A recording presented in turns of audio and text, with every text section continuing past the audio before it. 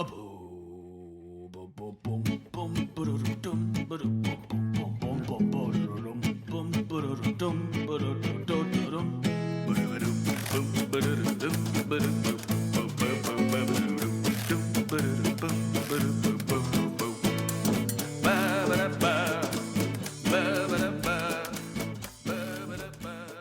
and welcome to another episode of Breaking Mayberry, the only show you need to fuck.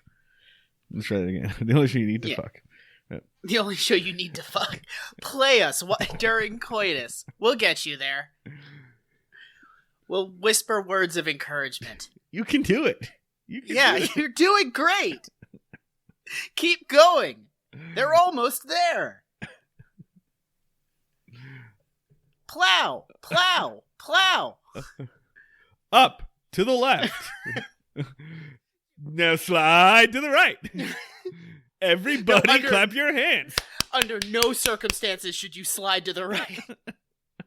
You could get seriously injured by sliding to the right. All right, cool. Did I ever tell you that one time when I was meeting my new landlord and signing my lease, he told me that he broke his neck in a sex swing? We were signing the lease. He gave me some chocolate pudding to eat, and while I was eating, what a nice landlord, I guess. He was pretty cool. As far as landlords go, right? Like, yeah, as far as landlords go, he was pretty chill. He gave me pudding. Only that one time. It wasn't like a regular thing. He didn't regularly show up with. He didn't he wasn't like, hey, it's pudding time. Thanks for the rent. But when I was over signing the lease, he was like, I bet you're wondering why my arm doesn't work that good. And I was like, what? No, I didn't notice. He was like, sex swing accident. I mean, that's the sound of someone who wanted to tell you, right? Who 100% wanted me to know that he fucks in a sex swing. Was he, was his arm in a sling or a cast or anything? No, it just didn't. He was just never able to, lift it all the way up. I think it went to, shoulder level. Oh, okay. At sure, best. Sure. So not a thing I would ask about. No, I wasn't going to be like, hey man, what's up with your fucking arm, your weird arm? For all you know, that could be like a they were born with it, like a degenerative thing, or Chris Gethard has that. Yeah, Chris Gethard just since childhood hasn't been able to raise his arms that high. So yeah, you would never ever ask about that. So he had to draw attention to it. Yeah, I wasn't going to go back to go out and be like, man, I hate my fucking landlord. He can't lift his arm very high. I bet it's for stupid reasons that I hate. And maybe if it was a sex-related injury, I'd respect him. No, he was like, I want you to know that I enjoy fucking in a swing. And did he give any details as to how the swing injured his arm? I think he fell out. Okay, as that's the only way I could think of, right? Because the swing doesn't do a lot of arm contact, as far as I know. Unless you were grossly misusing it. No, he just didn't read the instructions, and he was like, "Well, this must be arm related. This must be where my arm goes. Fuck! Ow! Ow! Hospital." Honestly, man, I feel like we should just make this the intro. Neither of us had an intro. Here's how desperate we were for an intro. I was gonna tell about a dream I had. Nothing happens anymore. It's never a good sign when your host is like, I had this dream. And honestly, man, I can do it right now. I'll do the whole thing because the details of the dream are dumb and boring and you don't want to hear about my dream. All you need to know is that while I was having this dream, my dream self in my dream thought, man, I can't wait to tell this story on the podcast. Oh, Jesus Christ. Carnage. You understand the thing about our intros is we have 2 weeks, maybe a month between episodes to have something interesting happen to us. And quite frequently, we have nothing. One of us barely has an interesting story, and the other one is like, oh, thank God. I've just been living like a machine for 2 weeks. This isn't our fault, right? This is everyone right now.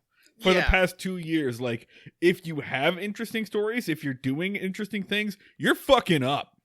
Yeah. You're fucking it up for the rest of us. So, it's not our fault. Hello and welcome to another episode of Breaking Mayberry. I'm one of your hosts. I'm Marty Schneider. I'm the other host. I'm Dan Ledway. I think what I was going to say is Breaking Mayberry is the only podcast you need to face the terrors of a new year. But no, that's overselling it. We're inadequate for that. That's overselling it.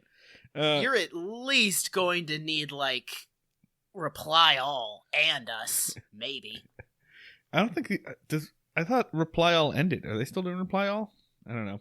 I don't pay attention. No one cares. The real problem is, as you pointed out, all of our podcasts that we listen to have COVID now because they all know each other. They all go to the same fucking parties.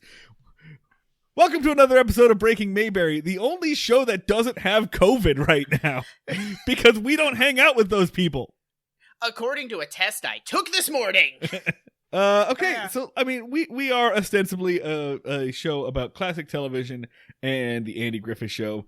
And today's episode, look at this, 6 minutes in and we're jumping to the Andy Griffith Show. We really don't have anything. Today's episode of the Andy Griffith Show this is an interesting one for me. Well, no, the episode is not interesting.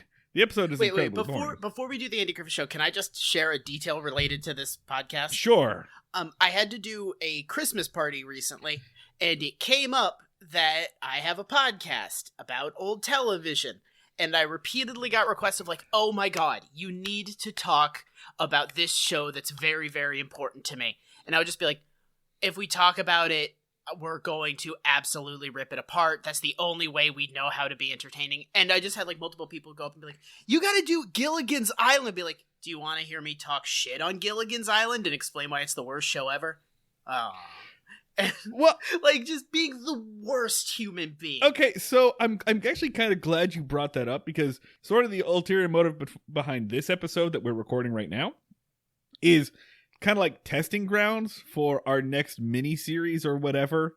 Like the next time we switch to a different show for a period of time, I was just kind of trying to see like if we do other shows, what's that going to be like? And you know what? I'll tell you right now, we're not going to do the fucking Brady Bunch.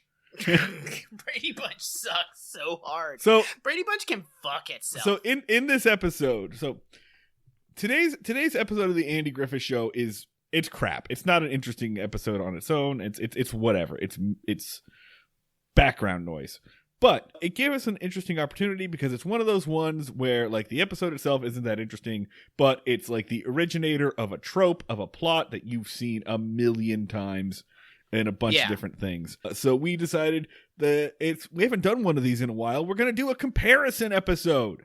Woo! Yeah. The last time we did it, people got really mad at us. One guy got really mad at us. And actually, no, we've done it like 2 or 3 times since then, and no one gave a shit. The last time we did it, we watched Winnie the Pooh. Oh yeah, that one was weird. We went into your childhood one time. We haven't done it in a while. I feel like we do it once or twice a season. So basically, we're going to do this episode of the Andy Griffith Show, and we're going to compare it to similar episodes of the Brady Bunch and MASH. And honestly, this means that we get to go to the 70s, which is a place this show doesn't spend a whole lot of time. And I get to talk about MASH, which is something I want to do all the time. Actually, I guess it's the episode we're doing is the end of MASH, so we're going into the 80s. Wow. All right. So today's episode is Season 4, Episode 23, Andy Saves Gomer. Originally airs March 16th, 1964, written by Harvey Bullock, directed by Jeffrey Hayden. Here is your one-sentence summary from Wikipedia. Gomer is overly grateful to Andy for putting out a fire at Wally's, and pesters Andy by wanting to help him in gratitude. Okay, so this one-sentence summary is not really accurate to what we're getting at. This is the "you saved my life, I owe you a debt, I am your slave for life" trope. Yeah. It's that one. You've seen this plot line before. You've probably seen it in cartoons, honestly. You've seen it in a show, like, from 2016. Like, it comes up a lot. Because it's pretty rich comedic ground. Because the formula is super easy. Person A saves person B. Person B declares that they owe them a life debt. The fulfilling of the life debt becomes wildly inconvenient. And so person A fakes a reversal of the situation, and then equilibrium is achieved. So it's funny that you say that it shows up. You probably saw it in something from 2016, because I feel like if you did see it in 2016, it was in something for children. It was definitely like, it comes up a lot in cartoons. It comes up a lot in like children's television shows, like Nickelodeon shows and whatnot, because that's the only audience you can really do this for anymore. Because that's the only audience that won't go, I've seen this a million times. They're the only ones this is new for. Yeah. If anything, I feel like these 3 episodes that we're watching here kind of go with the rise and fall of this trope, and in live action stuff, in stuff for adults. So in addition to Andy Saves Gomer, we're also going to talk about Brady Bunch, the Brady Bunch episode My Brother's Keeper, which is season 5, episode 8, originally November 2nd, 1973, so about 9 or 10 years after. And then we'll get to Operation Friendship, which is from season 9 of MASH, episode 10, which aired January 26, 1981. So, yeah, we're basically going through about 15, 20 years of this. So let's talk about, let's do the Andy Griffith Show one first, right? So we open up, by the way, Floyd's back. Floyd's back. And this is post-stroke Howard McNear. So they have basically had to refashion the set so that in every scene there is somewhere for Howard McNear to sit. Right. Yeah. So he is, I think, moving forward, in all scenes, he's going to be completely stationary. Which is, I mean, it's a bit of a shame because he's, like, the one thing that you could note about Howard McNear was his physicality. Mm-hmm. You know, and that's why you made him a barber, because a barber always is standing and walking around and stuff. And he was, I guess, good at being goofy. We never understood what the fuck he was trying to do, but he was very animated. So yeah, so he's back in a basically pointless scene. This scene only exists to explain that Don Knotts is somewhere. That Barney is the only purpose of this scene is to say Barney's not in this episode. It serves 2 purposes. 1, why Don Knotts is in this episode, and 2, these guys are horny. Yeah. Yeah. So Opie comes in and he's got a letter that Barney sent them from his vacation. Maybe he went to Raleigh. He definitely checked into the Y. He and his cousin Virgil, you might remember as like a weird, sexy baby man, went to the Y, checked into the Y, and are just hanging there having the time of their life playing skee ball. Yeah. Like in his letter, he writes, "Oh man, let me tell you, I had a wild night. We played 6 games of skee ball in a row. And I just sat there screaming, I know you had more shit to do than this." He says, we played skee ball, and they're like, oh, cool. 6 games. And they're like, what? This opulence. Which, what the fuck were you doing the 60s? Like, that was kind of staggering of just like that must have been super expensive to throw wooden balls into circles for 30 seconds 6 times. Again, we have to remember he did go to the YMCA, so none of this actually happened. If he was being truthful, the letter was just like, gang banging twinks. Just I'm on the tail end of a train, Andy. It's awesome. Because that's what he did. He went to the YMCA in a different city so that he can go and have gay sex for a week. And more power to you, my man. However, as if to cover this up a little bit more, he then says, we went to one of those diners where the waitresses wear peekaboo blouses. The waitresses wear peekaboo blouses. Gonna Google that as a thing I probably should have Googled beforehand. Yeah, let's take a look at some peekaboo blouses. Peekaboo blouse. Okay. Which is a real thing. Oh, that's a blouse I've seen. Wait, it's just a... This has to be something else. No, I think it's... Okay. It's a place where women wore blouses where there is, like, basically a V, and you can almost see cleavage, and, you know, they got super duper horny about it. Oh my god, is that what Amazon is showing me is like a bikini top, but it's actually showing less skin than a normal bikini. It's basically a sports bra with a teeny tiny little like Power Girl hole. You know, The Power Girl has the boob window, but it's like that, except it's like the size of like a Babel cheese. Yep, and that, back for the Andy Griffith Show, is enough to get 2 grown men fully off. This yeah. It has to mean something else. It has to be. No, it just means that they went to a restaurant where the women have a mildly promiscuous dress code, and 2 guys got really jacked up looking down their shirts. Okay, no, hang on. Because, like, if you look at Peekaboo lingerie allows you to actually see just like a slip of nipple. It's like a bra. So I mean, so did they go to a strip club or Hooters? Like they went to a Hooters. They went to the 1960s version of a Hooters, which is just a place that shows barely more skin than normal. And then so Andy is reading this letter out loud, and then he gets to that part, and then he looks at Opie and is like, and then they just went to dinner. Okay, go to school. And Opie says, "What, peekaboo, that's a word I recognize. What does that mean in this context?" To which Andy goes, don't worry about it. And he should have gone like, "Ma'am, we are turned on by language for children. That is probably alarming for grown adults." Send them out of the room, and then he and Floyd read the letter again together. And they get real horny at Barney's description of women's, like, side boob. Just 2 guys getting horny together and then writing a letter to 2 other guys so that they can get horny about it vicariously. Not even seeing the almost boob, just thinking about someone else seeing the almost boob and just loving it. Jesus Christ.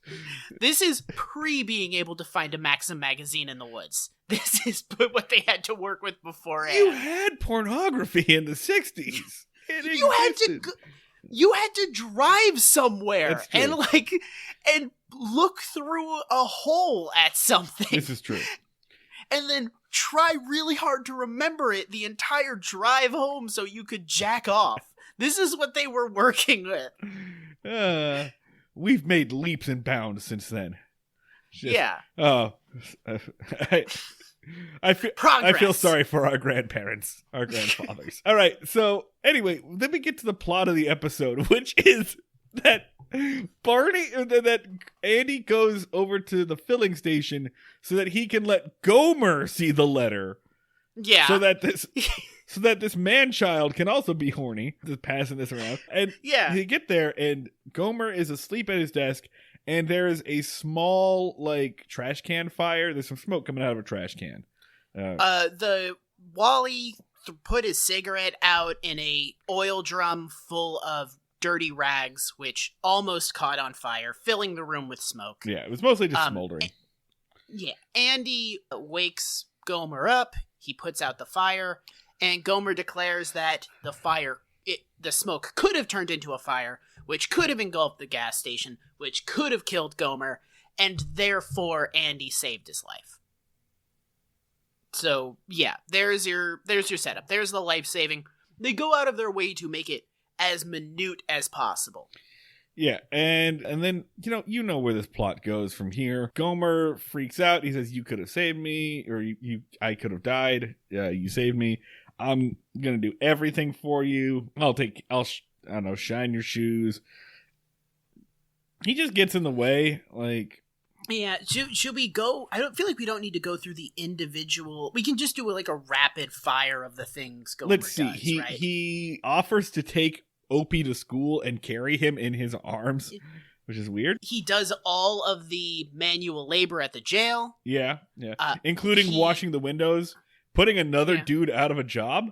Like he chops an excessive amount of wood. None of this is funny. Like, no. The real problem with this is that, like, for this trope, for this plot to work, the things that are bothersome have to be amusing. Like, he has to be like, but it has to be excessive. Like, the character has to be like, "Oh, there's a puddle. I don't want you to get your shoes wet. I'm going to lie face down in the puddle and make you walk on my back."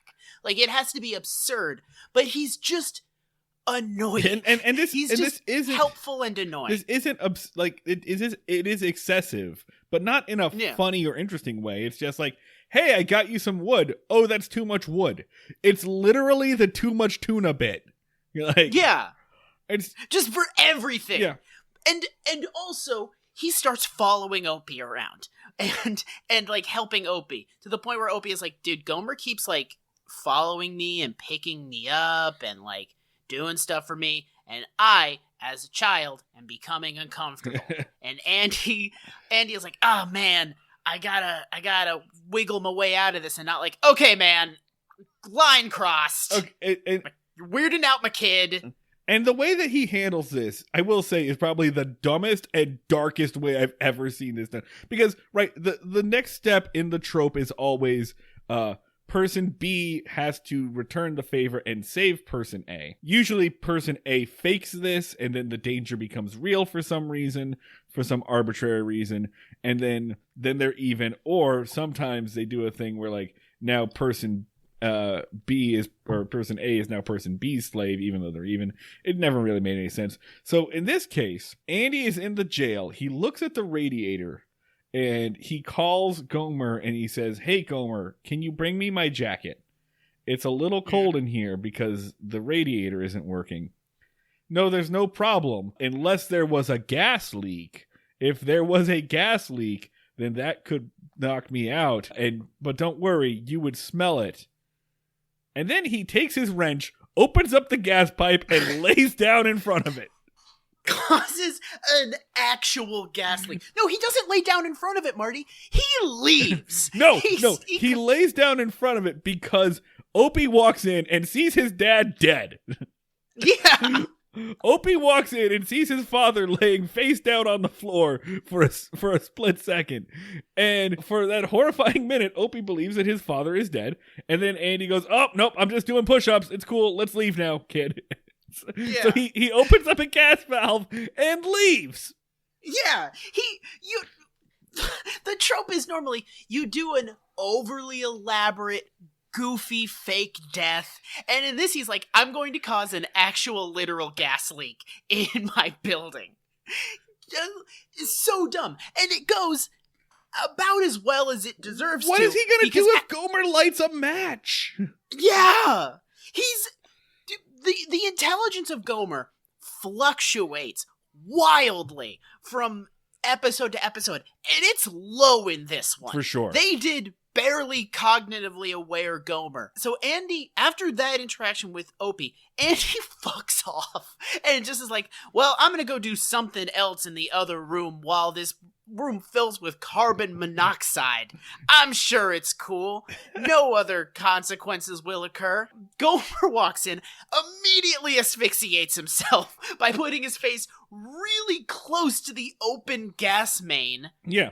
And then Andy has to like pull him away, fix the gas leak, and then basically lie to a mildly delirious Gomer, like a partially brain damaged Gomer, that he in his fugue state he rescued Andy and fixed the main. Yeah, so they even skip over the part of actually saving. Like, Gomer does not return the favor by actually saving him. No, Andy just does lying. Yeah. That's Andy's superpower. He just lies. Yeah, which there was a much easier way to do that. He always does, like, he sets up a, like, in terms of his lies, he sets up a Rube Goldberg machine, and then at the very end, he just knocks over the Rube Goldberg machine and puts the ball in the cup. He's just like... He's always just like, man, fuck this. This sucks. This elaborate scheme is dumb as hell. Hey, man, you did it. I'm proud of you. I'm lying. His plan sucks so much shit. And then the stinger of it is that Gomer comes over and he's like, yeah, man, I'm not going to be your like slave for life anymore. I guess we're even. But also, while I was following you around, I realized you're incompetent and you need help with everything. So I'm just going to help you out now. So, wah, wah, wah, wah, wah, wah. You know what this kind of cemented for me is? So all of the scenes of Gomer helping Andy are not funny, but what they are deeply frustrating. Yeah. And you can really see Andy in pain and frustration and at the end of his rope. And then Andy's entire family being like, I'm losing my fucking mind. With Gomer always being around, he's harassing us. This is a reign of terror that you have subjected us to. I wish you would let him die. Andy's in hell. Like, a hell of his own making. Because he's just surrounded himself with these, like, wildly incompetent man-children that he has, like, deliberately stunted. And now they just torture him and his family once a week. And he just has to constantly try to weasel his way out of it. It's nightmarish. Okay, so that's that episode pretty much in a nutshell. I mean, there's nothing really to talk. Not really in a nutshell, in its full in its entirety. description. Yeah, there's not. We didn't really breeze over it. There's not a lot to it. I do think this is it's not the first example of this trope to exist, but it's the oldest example I can see of it on television anyway. Yeah. You mentioned that you only see it today in, like, kids shows, which does make sense because it very much operates on child logic. Exactly, right? Because Yeah. I noted that of these 3 episodes, only the MASH has it happen between 2 adults. I don't count this as being between 2 adults because the show does not treat Gomer like an adult. So this is between an adult and another adult with the mind of a child. And then the other one is between 2 children. And then the MASH episode is the only one that has it between 2 adults. Now, this is kind of interesting too. Just the evolution of how much people thought this trope, how much mileage you could get out of it. Because here it is in its inception. This is the episode. This is all there is to it. This is the entire 25 minutes. Brady Bunch. About 9 or 10 years later, it's the main focus of the episode, but there is a B plot. It's barely a B plot. It's a stupid B plot about the girls putting up new wallpaper in their room. And they disagree mildly, but that one has a B plot. And then by the time we get to MASH in 1981, this trope, the like slave for life, owe you my life, is the B plot. Yeah. It's the B plot because they've realized we're just running out of mileage. It's the B plot to a much more important, much more serious, much more mashy kind of thing. So let's go to Brothers Keeper. Let's go to the Brady Bunch.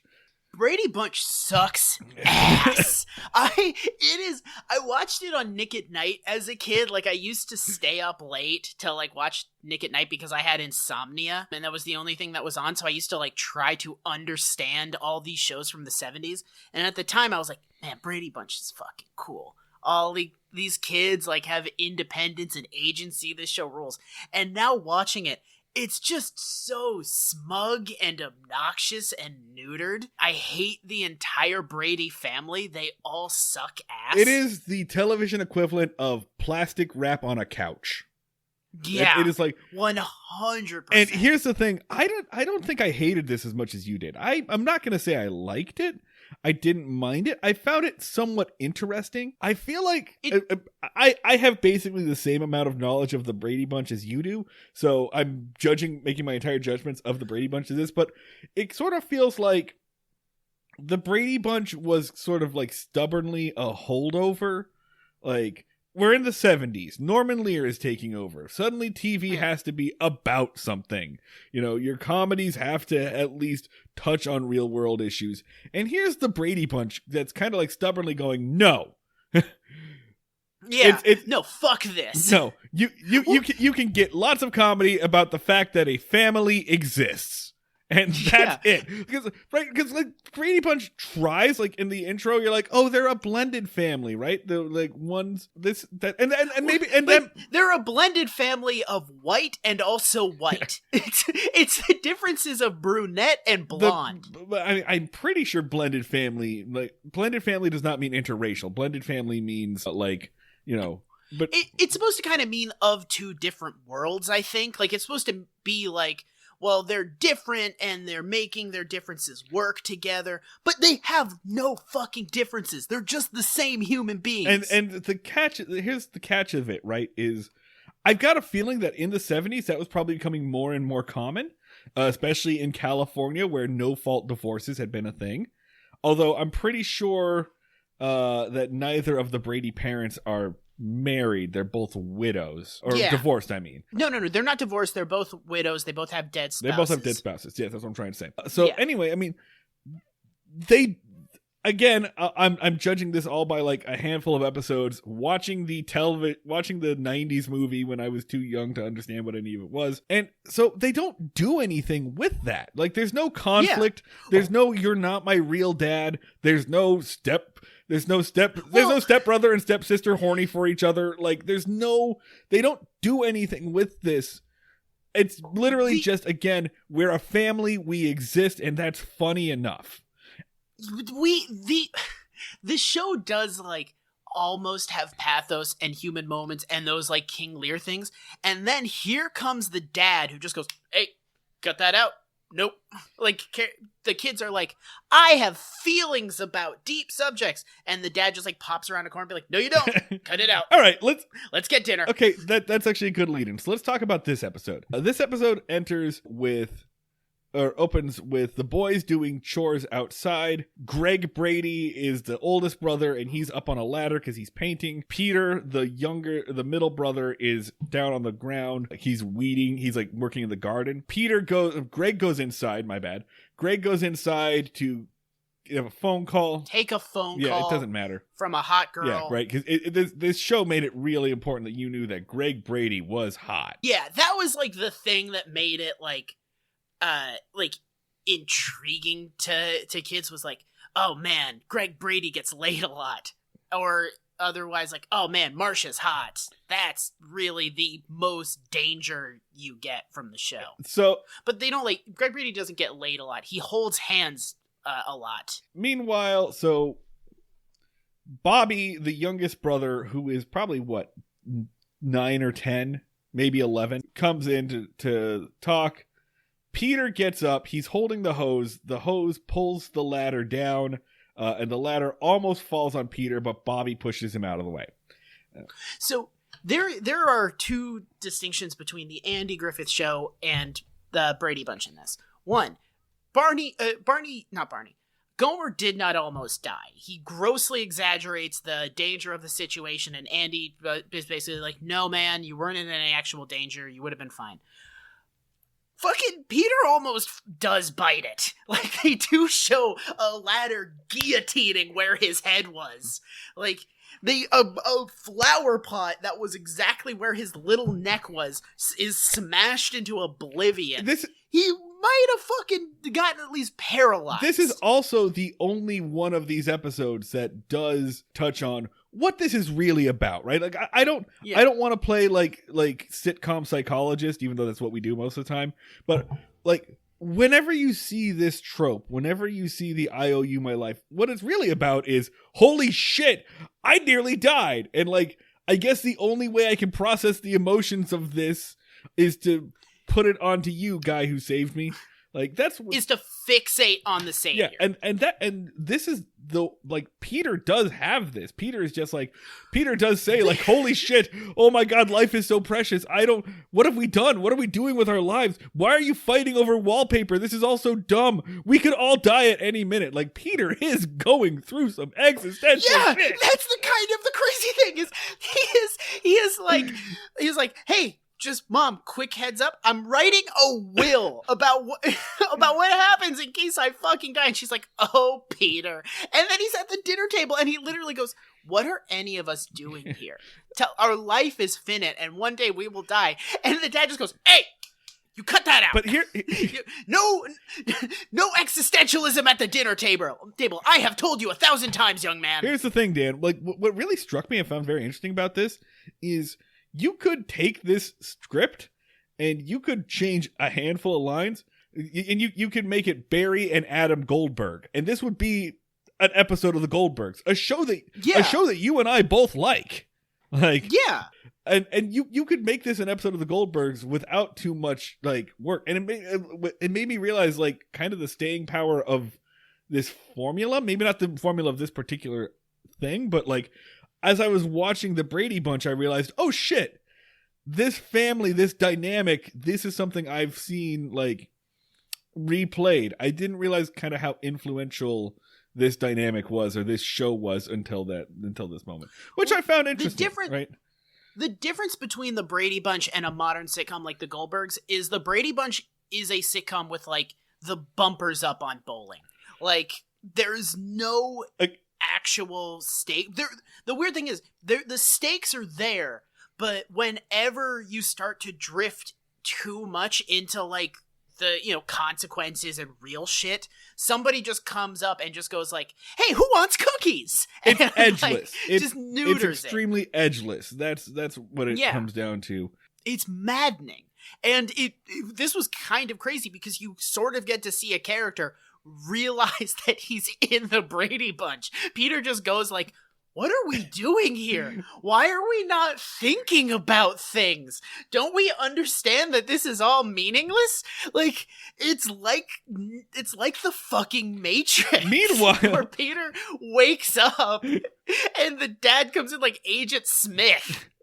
Meanwhile, right? Like, there is a B plot about the girls mildly arguing about a pattern for their wallpaper. Like, if you blink and you'll miss it. And then the next scene is like, well, we decided on this. And everybody involved, everyone who is not Peter or Bobby, is way more interested in the wallpaper plot than their plot. This is one of the things that, and again, to compare it to the Goldbergs, it's one of the things I like about the Goldbergs is like how completely uninterested everyone is in everyone else's shit. Like, it was in the Goldbergs, Jeff Garland's character Murray will only get involved in the plot line if you drag him in kicking and screaming. And I love that. I love it when characters are not interested in their own plots. It's why I like The Mandalorian.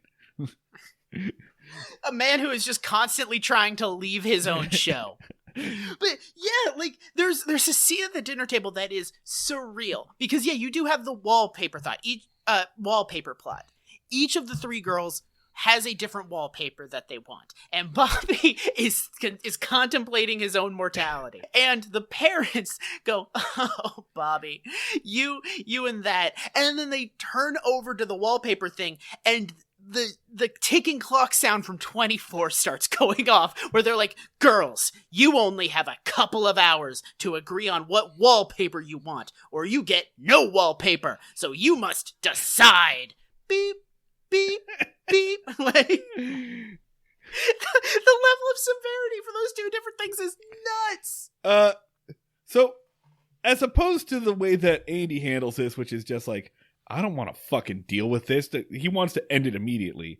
Peter eventually, to his credit, he holds off a while, but then he's like, all right, man, if you want to do my chores, great. If you want to like do all of this stuff for me, great. So he starts taking advantage of the situation. He makes Bobby like clip the hedges and do all of his chores so that he can go out and play baseball. Their mom like looks at them, and one thing that really struck me is you mentioned that the kids have agency, right?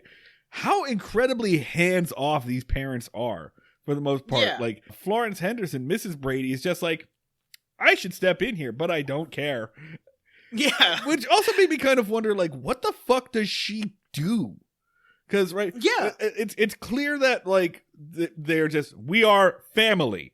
Dad has job. We don't worry too much about what job is. It pays the bills. He's like an architect. Yeah, he does something. It doesn't matter. But he makes enough to pay for the house, and he makes enough to pay the salary of their live-in maid, their live-in housekeeper, Alice, who... So if he does the work, and Alice, as far as I can tell, does all the cooking and cleaning, and in this episode anyway, way more of the raising of the children than Mrs. Brady does. Mrs. Brady's contribution to this entire episode is to look at a broken thumb and go, put some water on it. Okay, bye. Yeah. She tells a kid to take a bath. Yeah. Like, Mrs. Brady is always briskly walking past the scene where, like, Bobby and Peter are fighting, and she just walks. You can, if you blink, you'll miss her. Just go, cut that out. And then she's gone to wherever the fuck she's going. I guess it comes down to, like, you can't just have a family exist and get humor out of it. Or at least the Bradys were really, really, really trying to, like, make their last stand on it. Like, at least the Partridges sang, and they were on a bus, and they traveled places, and they met people, and I don't think there was a Partridge dad. There was just Mrs. Partridge. So that's something. You have to have a family that does blank, you know? But so then Bobby starts kind of abusing Peter's, slavery. And within 24 Peter, hours. Yeah, Peter freaks out, and then they actually kind of segue into another trope. We get a trope within a trope. There's actually 3 tropes inside of this one. Yeah, baby, we got a tropeception. They do the, well, we have to share a bedroom, and we hate that, and we hate each other, so now we're going to put a line of tape down the middle, and this is my half, and this is your half. I got so hyped when I saw the tape. When when Peter goes and he gets the tape and he divides it, I'm like, yes, trope. Yeah. I'm like, all right, give me that sweet trope. All right, here's another one, right? Siblings fighting over space, dividing it up, or roommates or whatever, like using a literal physical barrier. I'm like, yeah, I've seen this. I watched Full House. Have you? We found all this shit through TV Tropes, and TV Tropes never gets more pumped when there's 2 big tropes in a single thing. They they do all right, so this has the trope of the savior and the glowing sword. It also has this trope from an entirely different thing, motherfucker. The language kicks up a notch where it's this has anime and sitcom tropes. Woo! And just starts firing off rockets. Mixing and matching, baby. Yeah. Yeah, we're speedballing. TV Tropes is a very helpful website for this thing that we do, and nothing else. And it serves no other function than for 2 or 3 times a year when I'm like, where have I seen that before? And then I Google TV Tropes, and I'm like, thank you. And some people dedicate their fucking lives to TV Tropes. TV Tropes ruined the brains of everybody on the internet for 5 years, because a movie would come and be like, there's a trope, I saw that on TV Tropes, you can't do that, you can't do a trope, otherwise you're unoriginal. You can't use a pre-established thing, otherwise it just turned it into you just saw all the lines of code and you were like, I just see all the tropes, I've become too powerful, I'm disconnected from this TV show like Dr. Manhattan. There is for sure a TV Tropes to CinemaSins pipeline. Oh, 100%. The way that this is eventually resolved is everybody leaves the house. Yeah. Everybody's just like, you know what? Screw it. You 2 deal with your shit. And everyone leaves the house and leaves Peter and Bobby alone. And they start fighting. They're about to go physically toe to toe with each other. After just annoying each other. So now we've escalated. In fact, we've pretty much forgotten all about the life debt at this point. And it's now about a kind of a different thing. We need to talk about what a passive-aggressive little shit Bobby Brady is. He sucks ass. At one point in time, he walks up and he's like, you know what, Peter, I'm sorry. Sorry I saved your life, bitch. Boom. And then he does the suck it motion and he moonwalks out of the room. Knocks over a lamp. No, he does say oh man, yeah, I'm sorry I saved your life, because if I hadn't saved your life, then you wouldn't have been my slave, and then you wouldn't have been such a little bitch about being my slave, and then I don't know, and that's when they have the fight.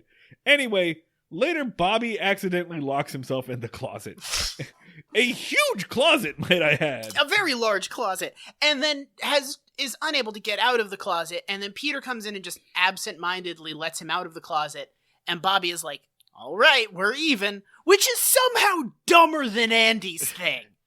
He wasn't going to die. He was just locked in a closet.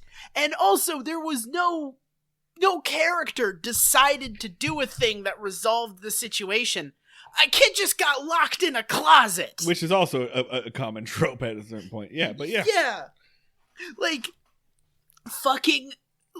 They don't even, the Brady Bunch sort of sucks worse than the Andy Griffith Show in this, because they don't even bother to do the bullshit thing. They're just they skip over an entire part of the formula. Yeah, they don't do they do A, B, and then C is just a kid's stuck in a fucking closet. They fucking fuck the Brady Bunch, man. It sucks. Anything else, or can we move on to that good shit? We can move on. I am looking at this on the... What adjective will I use to describe? I am looking at the ultra cooperative Brady Bunch wiki. The lithiumed out Brady Bunch wiki.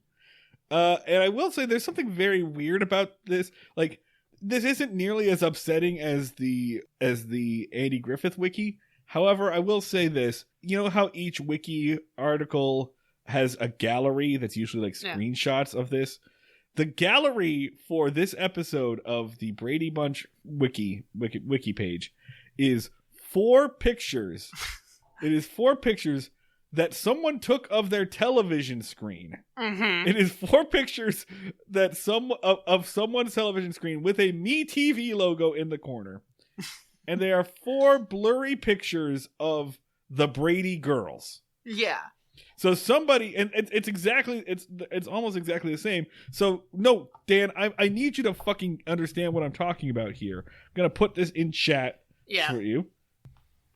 I have a fun treat. Okay, I need you to fucking understand what this is. It is 4 pictures, one of which you can see the pause screen, and it's just the 3 Brady girls, the teenage girls, and Cindy, who is now 12, and it's them like frame by frame talking to each other, and that is it. That is the entirety of this gallery. Somebody paused it on the Brady girls, took 4 pictures of their TV with their phone, and then uploaded it to the fucking Brady Bunch wiki page and said, that's the gallery. Nothing else is happening in this episode. And it's so upsetting. Also, there is only one comment on this wiki by first name bunch of numbers, and it says, oh yeah! Has there ever been a more perfect collection of potential serial killers and current serial killers than the Brady Bunch wiki? If you are if you comment on the Brady Bunch wiki, someone should come to your house. I don't agree with profiling, but in that case, someone should just like come and check out your yard and make sure you don't have a bunch of blonde kids locked up in a shed. I gotta say something too, by the way. Like, part of this was like show was always about how Marsha was the hot one and Jan kind of gets overlooked or whatever. But we're in the last season of this. These 2 girls are identical. I cannot tell them apart. They all look exactly the same. They did a good job making them look like sisters. I can't tell the difference between the fucking boys. They're like, here's Greg Brady, here's Peter Brady. One of them's the hot one. And I'm like, the one with the bigger hair or the smaller hair? Here I am looking at a blurry picture of some dude's television with a MeTV logo, and I don't know which one of these is the hot one. Like, these are the same. Prior to Game of Thrones, this invented the trope of all these fucking dudes look exactly the same. Now we can move on to so Mash. I have a thing. I went on the TV Tropes page for this episode just to check out what they got going on. They include feud episode. Here we go again. I owe you my life. Locked in a closet. Cain and Abel. Okay. Yeah, I can see the that. Potential murder of a sibling. Continuity odd. And fun with flushing, in that this is an episode with a toilet in it. Yeah, actually, I didn't want to mention, but they do mention that on the Brady Bunch wiki as well. That even though we've never seen the toilet, in this one we heard it. Okay. Wait, who cares? Who gives a shit? People are insane. Hey. All right, MASH. Who gives a shit? MASH. Okay, so MASH fucking blows both of these out of the water, both in the episode-to-episode basis and in the greater existence of the show. I mean, it's kind of cheating any on MASH, a show that we both like. The show that we both love. I fucking love. So my history with MASH is that when I graduated during the financial crisis and there were no jobs, I worked as an assistant at an extremely bullshit startup, and I didn't really have a job. I just was kind of decoration. They just brought me in to be like, and here's our assistant, which legitimizes us as a company. And I'd be like, hello, I'm here to do assistanting. And for the entire last year, I was basically trying to get fired. So I watched the entirety of MASH from my desk blatantly. They were just like, hey, Dan, what are you doing? I'd be like, watching MASH. You want to hear about this episode? And they'd be like, no. Do you have any work today? Nope. Unless you count the antics I'm getting up to with Hawkeye and Trapper. This is my job for this year. Fuck you people. Fire me. I mean, if nothing else, right? Whenever we tell a story from our background, it makes it make so much more sense that we do this and pretty much only this. Like, this is our only skill. All right, so episode Friendship, season 9, episode 10. So we're actually January 26, 1981. We're kind of coming to the end of MASH, and in this one, the life debt comes between Corporal Klinger, the company clerk, and Major Winchester. We should probably clarify on the off chance that someone here hasn't seen MASH. I pretty much assume that everyone knows what the Brady Bunch is. I'm gonna say MASH is a show about doctors in the Korean War, but it's actually a thinly veiled analogy for Vietnam, and it actually, the show itself lasted longer than either of those wars did. It is about basically it starts out as one show and ends as a very different show, because it starts out as, here's a medical camp full of doctors and nurses, and they're treating people during the Vietnam War, and they are it's Looney Tunes, and they're all very horny, and they're fucking each other a whole bunch. Everybody's cheating on their spouses all over the place. It's basically a college dorm, but occasionally someone shows up covered in their own blood. Which is kind of what the movie was. Like, it's based on a Robert Altman movie, which is yeah. I feel about that movie. And then as it went on, and they started like killing off characters and shit, and like they had multiple episodes that was just Alan Alda fucking monologuing, it turned into a deep as shit statement on the horrors of war. Because, like, MASH, like, they went on for 11 seasons. So characters, like, came and went. People eventually wanted to go do other shit. And MASH didn't go, like, and now I'm off to start my new life somewhere fun. MASH is like, they're fucking dead. Yeah. We shot them in the face.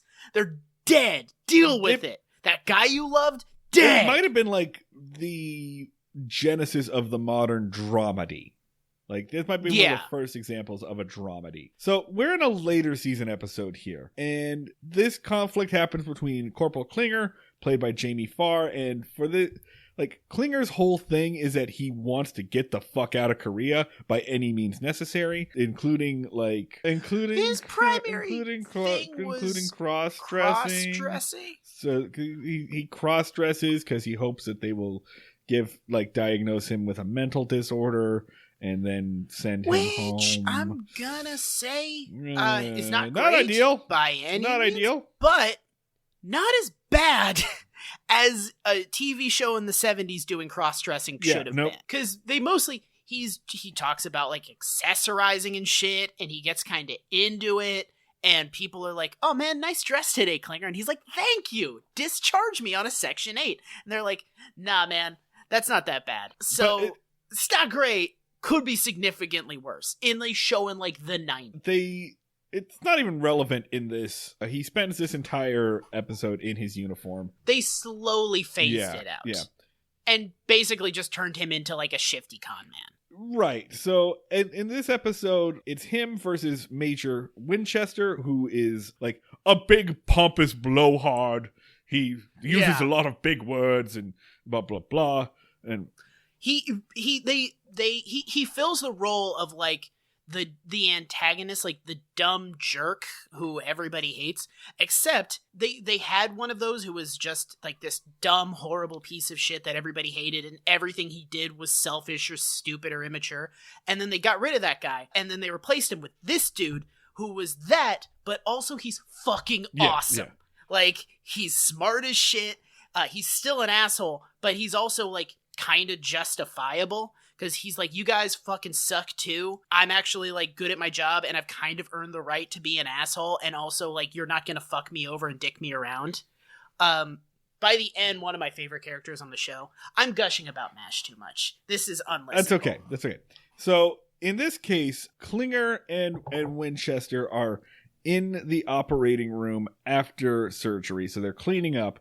And the reason they're cleaning up, the reason that they're there is because Winchester doesn't think that Klinger is doing a good enough job of cleaning up. So, like, Klinger fucked up, like, putting stuff away, and Winchester's chewing him out, and Klinger's like, he's right, I should have done my job better, let's go clean it up. And while Winchester is yelling at Klinger, Klinger realizes that there's an electrical malfunction and a piece of equipment is about to explode. And he dives on top of Winchester at the last second, knocks him out of the way as a piece of machinery that explodes and 100% would have taken Winchester's head clean. See, I'm a little confused by that because the other plot of this is that Dr. B.J. Honeycutt, who is another character, happens to be walking by at the moment and he clearly does not die.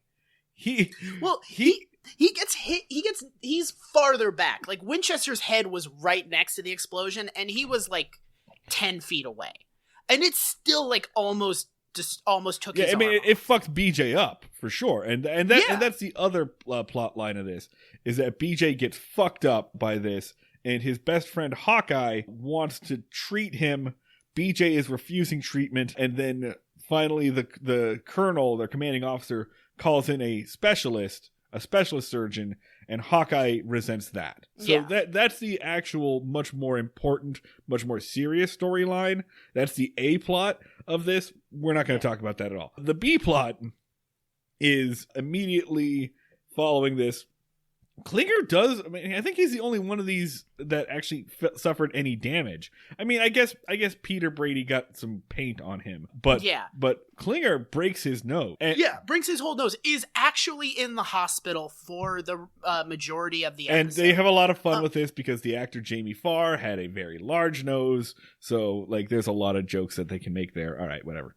They get some fucking incredible wordplay. They get some good slams on his broken nose. Was it Hawkeye says something they have one joke of Hawkeye says he sustained damage to a majority of his body. He broke his nose.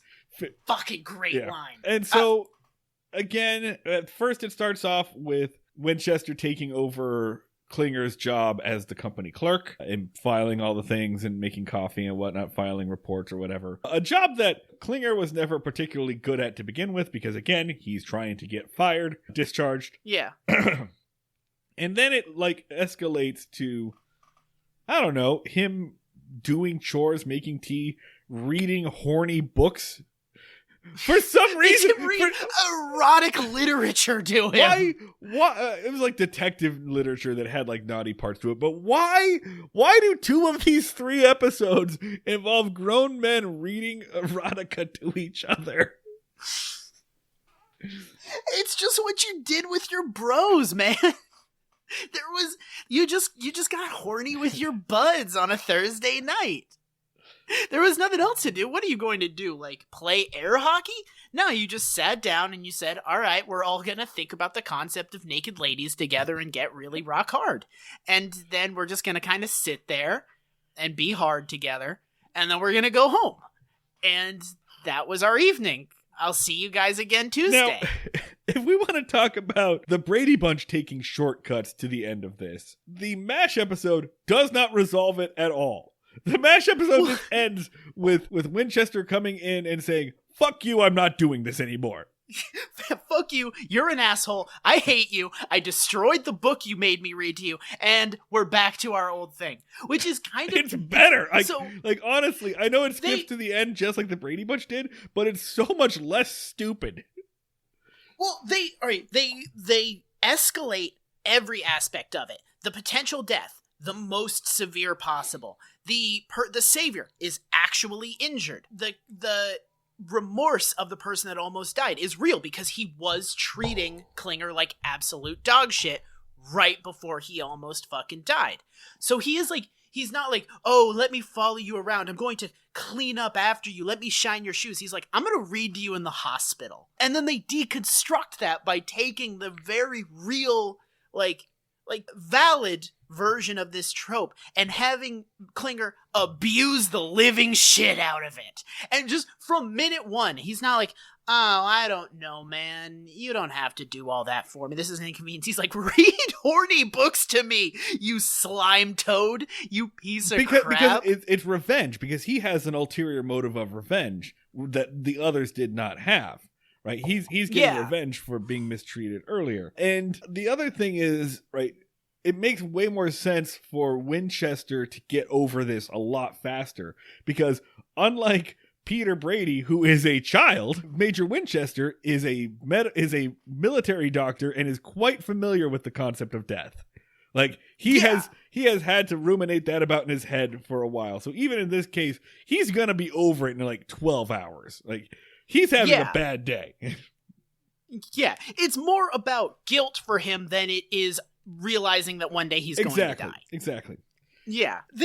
So the thing that watching an Andy Griffith Show episode immediately followed by a MASH episode did kind of highlight just how fucking miserable I am watching the Andy Griffith Show, because I'm like, oh my god, every character's line in this is either funny or making a point about something. There's no just long meandering silences while they remember that soda exists.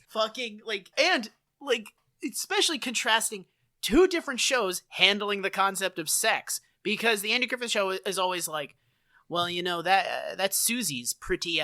She's got a good pair of. She can really move in a way that is. I'm attracted to her. And meanwhile, Hawkeye is over there just like, I'm busting nuts all over this cast. I fucked a majority of the extras. Who wants to hear about it? And everyone's like, I do. And he's like, great. Every other line is about how I am either pre or post coitus. And let's be clear here. It's not like there's a lot of like distance between them, right? Andy Griffith ends in 1968. MASH opens 1972. Like, it's only 4 years. These TV shows went to high school together. MASH is a show for adults.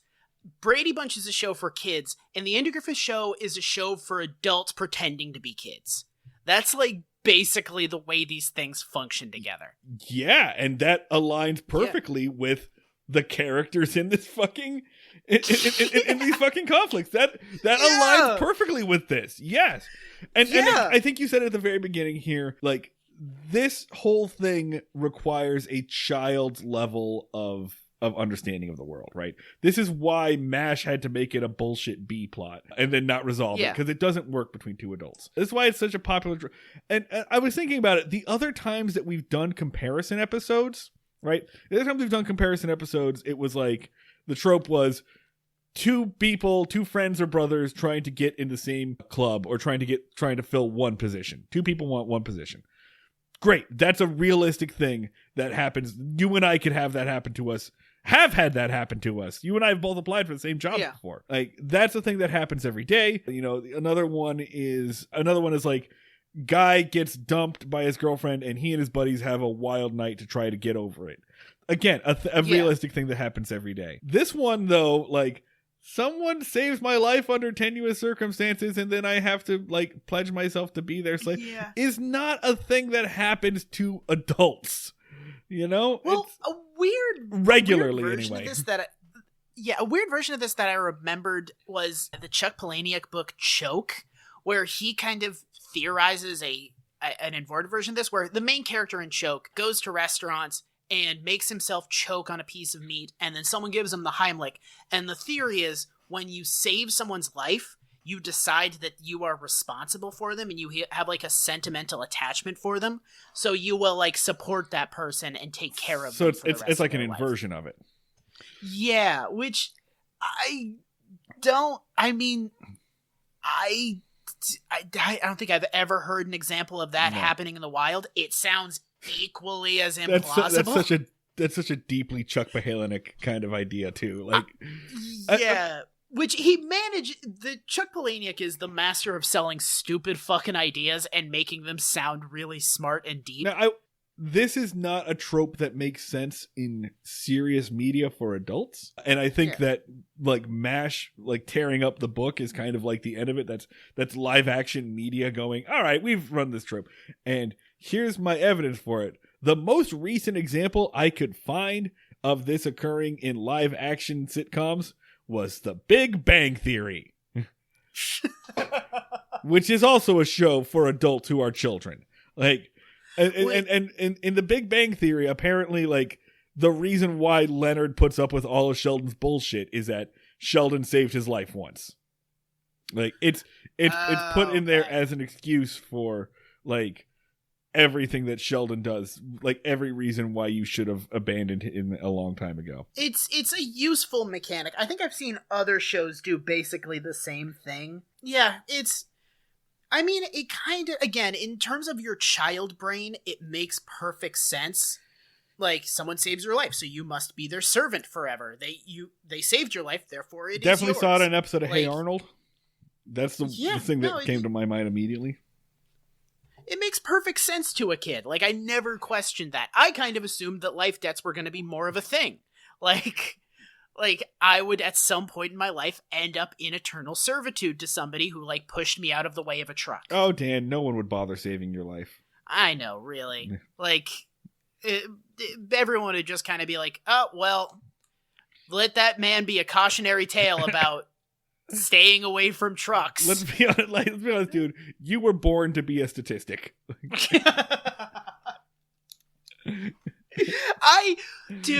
A morbid thought I had as a teenager is like, oh man, I'm gonna be the guy that dies in a car crash at 17 and inspires someone else to do something with their life. Like, that's probably the most useful I'm gonna be. I'm gonna be a really good, like, a guy at a football game is like, and this one's for Dan! Yeah, and I was disappointed. I was like, oh man, someone would have probably been president if I ate it. Fuck, that was dark. I don't know how to recover from that.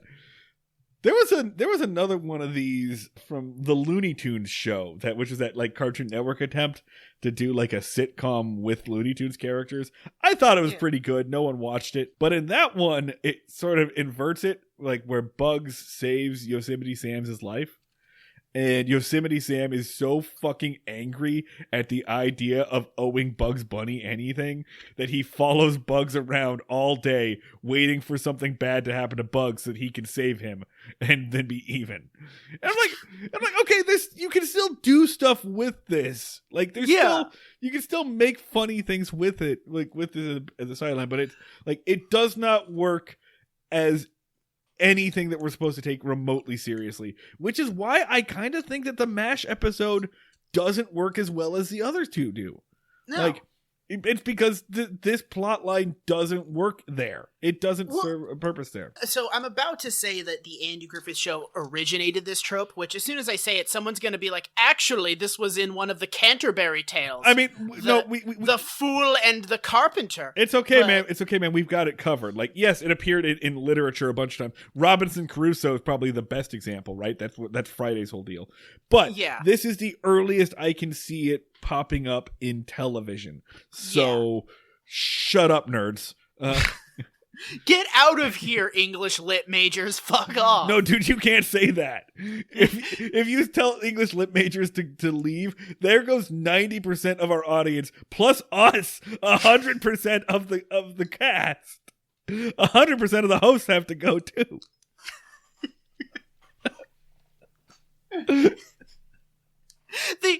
Our audience is completely made up of people that had to read The Fairy Queen in college.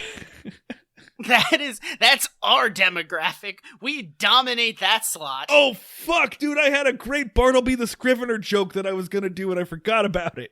Oh, you want to just we'll get it in post? Yeah. I mean, listen. One of my favorite. I fucking love television shows or episodes about people that don't want to get involved in the plot. I love it when people don't want to do things. Bartleby the Scrivener, baby. I would prefer not to. That is my hero. That's my guy right there. Hell yeah. Bartleby the Scrivener should be brought back as like a fucking millennial icon. Do a Will Ferrell Bartleby the Scrivener movie. No, do the Bartleby the Scrivener HBO Max show. Yes. Yeah. Fucking get Timothy Chalamet to holy shit. to do that shit.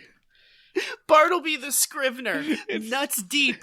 Timothy Chalamet, like, just do Bartleby the Scrivener HBO Max show. Full frontal nudity, do all the HBO shit, do some fucking stuff about how wacky it is to live in New York, all that bullshit. Just fucking do it. And the whole time, like, it's just like millions of plots going around, and it's just Timothée Chalamet, who is like halfway naked for most of the for some reason, is just going, nah, fuck it, no. That is the role that Timothée Chalamet was born to play, because he's in Dune, basically playing Bartleby the Scrivener. It's true. Yeah. Paul Atreides does not want to be involved in any of your shit. Yeah. That's just, Timothée Chalamet is Bartleby the Scrivener, no matter the severity or level of interest in his character. He's railing Armie Hammer in Call Me By Your Name while going, I'd rather not. Except like the level of severity here is like Bartleby the Scrivener is saying, I would really rather not do my fucking job. Whereas Paul Atreides is like, you are the savior and the messiah of our world. And he's like, nah, bro, I don't wanna. Until later on where he's like, yeah, I super fucking wanna. Hell yeah. One sec. Fucking, what's the specific thing that Bartleby says? Because we've said so many permutations of it, I can't remember. I would prefer not to. Call me by your name. I would prefer not to. We need to rent a plane and a parachute, and I need to airdrop over the set of Wonka, and I just need wearing a t-shirt that says Timothée Chalamet play Bartleby the Scrivener, and just like in fucking the Truman Show, just like, Timothy, we cracked it, we figured out your thing. I mean, I gotta say, Timothée Chalamet probably has, like, daily has to deal with people invading his shit and just, like, screaming stuff at him. I don't think they look like us, generally. He might be this is a refreshing change of pace. He'll be so relieved that I'm not asking to see his dick. Like, he'll just be like, all right. Oh, fine. Wait, no, you have a movie suggestion? You don't want to see my ass? Okay, cool. Yeah, let's shoot. And then he'll be like, do you guys want to play Halo? Yeah. Because that's his thing, dude. Timothée Chalamet, like, is a gamer. Like, before he was famous, he had, like, a YouTube channel where he customized Xbox controllers. And, like, if you ever watch him talk about that shit, he gets super hype. And it's really funny that, like, every movie has him playing, like, sad, mopey, like, moody guy. When, like, everything you see in real life, he's just, like, he's been like, holy shit, this rules. Timothée Chalamet should have been Peter Parker, and I'm sticking with that. Dude, like, everybody looks at Timothy and they're just like, oh man, he's such a perfect cherubic sad boy. I bet he has deep thoughts about Kierkegaard and poetry. And meanwhile, he's like, hey guys, like and subscribe. I'm opening Yu-Gi-Oh cards on this channel. Like, within that picturesque sad boy dwells the heart of a gamer. Like, the most thought that Timothée Chalamet has ever put into fucking anything is which Overwatch character to main. Like, within him is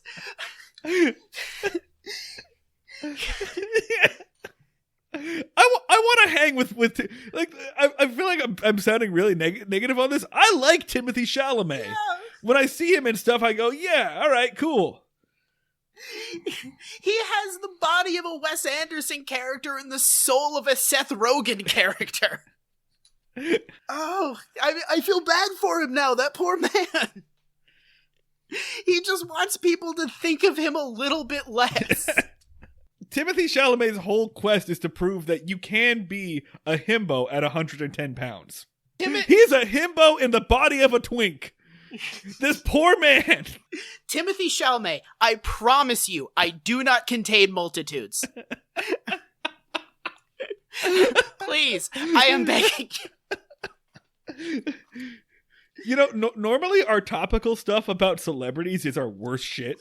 Like, anytime we try to, like, make jokes about Pete Davidson or whatever, it just falls flat. This is gold, baby. This is fucking gold. Finding out that Timothée Chalamet is a gamer is the funniest shit, because he looks like if he tried to pick up an Xbox controller, his hands would sizzle with pain. Also, no, he looks like if he picked up an Xbox controller, he'd go, got it. I guess we've pretty much dissected this trope as much as we humanly possible. As more than anybody should. Do we want to rate any of these episodes? Which of these episodes, I mean, I know the answer was MASH. I was kind of surprised. I didn't hate the Brady Bunch episode as much as you did. It was kind of like I was watching something through cellophane. I started playing a video game halfway through the Brady Bunch episode. Not consciously. I just looked around and I was like, how long have I been playing Inscription? What the fuck? I will say, I think I like the Brady Bunch episode more than I like the Andy Griffith episode. The Brady Bunch is like rat poison for people with ADD. Like, you could... you know how in Britain they use those sounds to disperse young people? Yeah. If you ever need to get rid of a lot of people with attention deficit disorder, just play a Brady Bunch episode. And they'll scatter like cockroaches. I didn't hate that. I think I liked the Andy Griffith episode the least. Again, honestly, because it feels the grossest. It's mostly just a Gomer thing. We should do Andy Barney meter for this episode, just for the sake of consistency. Andy meter 5. I'm gonna say a 2. Partially because it's been compared unfavorably to other things. And Barney meter... There's nothing. 0. Yeah, nothing really upset Hard me. 0. Again, this is it's a child story. Yeah, basically. I guess that's it for us. Happy holidays and Happy New Year, everybody. If you want to follow us online, we are at Break Mayberry on the Twitter. Facebook.com. Facebook Breaking Mayberry fans, come join our fan group. If you want to support us with your money dollars, which you buy, I should have put this promo up in the beginning. Yeah, so we need to start spending money on the Andy Griffith Show. It's leaving Amazon Prime. So never been a better time than now to become a Patreon subscriber.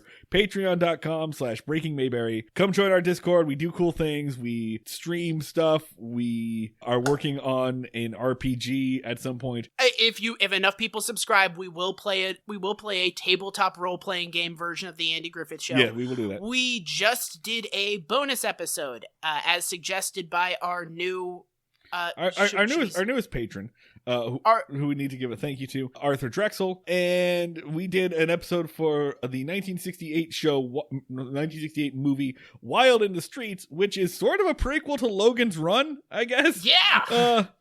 That's all I'm giving you. Yeah. Although I will say this, if they remade Wild in the Streets right now, the main character would 100% be Timothy Chalamet. It would be Timothy! It would be Timothy so hard. All roads lead to Chalamet. Fucking A. All right, I think that's it. Instagram, Breaking Mayberry. You all don't care. We'll see you all, wishing you all prosperity and growth and health in the new year, etc., etc. We'll see you all down at the fishing hole.